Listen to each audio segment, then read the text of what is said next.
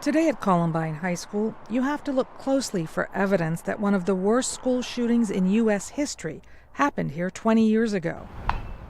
Just over the hill is the Columbine Memorial, which pays tribute to the people lost on April 20th, 1999. The stadium is named for the principal who led the school through the crisis.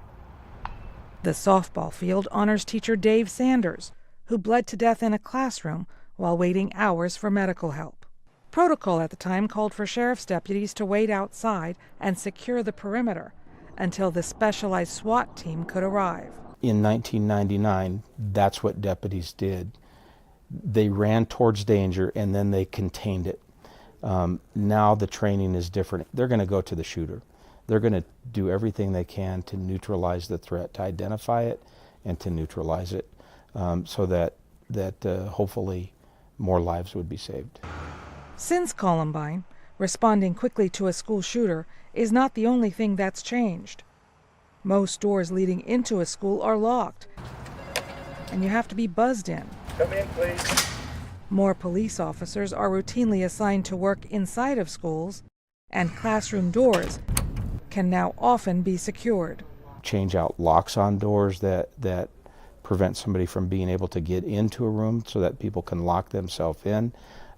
Films that can be put on windows that render it effectively bulletproof, at least bullet resistant. The U.S. Secret Service finds that school shooters often experience some sort of stressor, a setback, challenge, or loss leading up to an attack. They had difficulty coping with perceived injustice or bullying that was happening to them at the school, whether it was real or perceived. FBI investigators concluded that the Columbine killers were not bullied.